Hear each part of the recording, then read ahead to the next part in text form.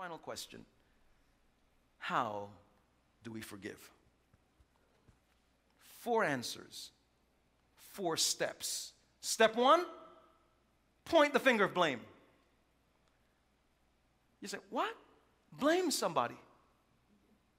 How could you? Peter did it. He said, Jesus, how many times shall I forgive my brother? Who is the finger of blame pointed to? His brother.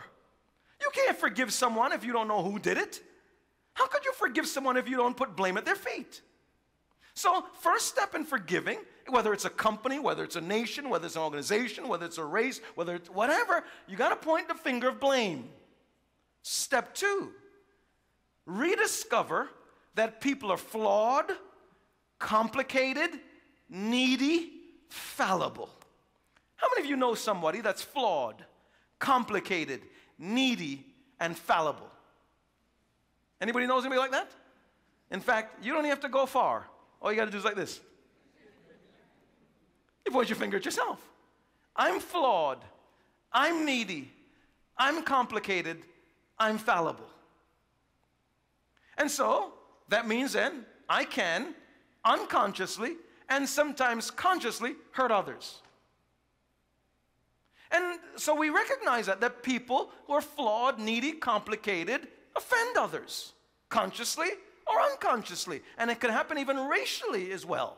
And so I want you to see step 2 in how do we forgive. Step 1 is to point the finger of blame. Step 2 is rediscover that people are flawed, complicated, needy, and fallible. Step 3, the wronged party must surrender the right to get even. Now remember, we talked about that forgiveness and the elimination of justice are 2 separate things. So don't mix it up now. I must surrender the right to get even. I can't then say, man, you hurt me, I'm praying for you. And watch the way I'm praying. I'm using, as the scholars call, the imprecatory psalms. Lord, bust out their teeth, break a leg.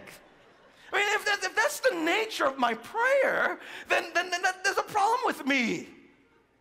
And so I want us to realize then that I must then surrender the right to get even. I can't be at home with a pile of anthrax measuring out to mail you letters and talking about I've forgiven you. No, it doesn't work that way. I have to surrender the right to get even. That's step 3. In other words, let God deal with that individual. Or if it's a justice matter, you've dealt with the courts, you've dealt with that, but you forgive them in your heart. You surrender the right to get even. You don't sit there looking at them, stalking them, chasing them with your car, waiting for them to turn a shoulder, and then the moment you pounce on them from behind the shrubs. That's not biblical forgiveness. Step 4, the forgiver must change their attitude towards the person. Instead of hating him, begin loving him and wishing him well.